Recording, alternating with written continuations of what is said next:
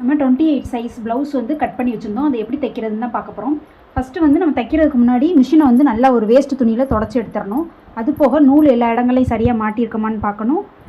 அப்புறம் பார்த்திங்கன்னா ஒரு துணியில் வந்து ஓரம் வந்து அடித்து பார்க்கணும். ஃபஸ்ட்டு மிஷின் நல்லா தைக்கிதா அப்படின்றத பார்க்கணும். இந்த மாதிரி லூப் அடிச்சிச்சின்னா மிஷினை சரி பண்ணிக்கிறணும்.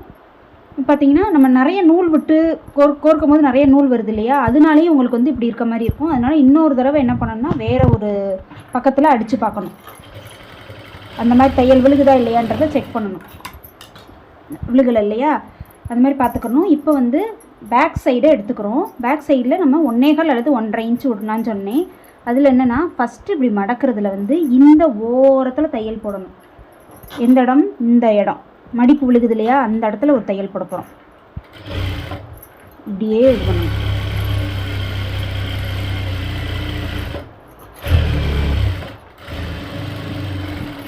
இந்த மாதிரி போட்டு எடுத்துடணும். அடுத்தது இந்த தெரியுது இல்லையா 1 இன்ச்சு, அந்த 1 இன்ச் அளவில் இதை இப்படி மடிக்கணும். கரெக்டாக ஒரே அளவாக திருகாமல் துணி திருகாத அளவுக்கு பார்த்துக்கணும்.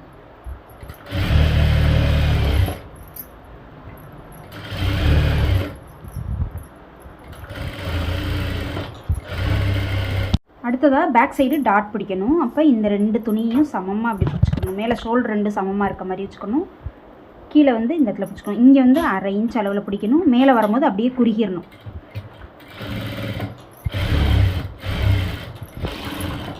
இந்த மாதிரி அதே போல் இந்த சைடும் பார்த்திங்கன்னா இதையும் அதே போல் தான் பிடிக்கணும்.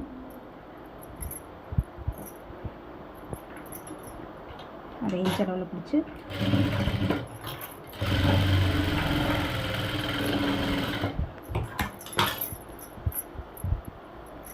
இந்த மாதிரி தான் இருக்கும். நம்ம இங்கே ஒரே அளவு வச்சோமா, நம்ம கீழே டாட் பிடிச்சது என்னாச்சு, கீழே சரிவாக வந்துருச்சு.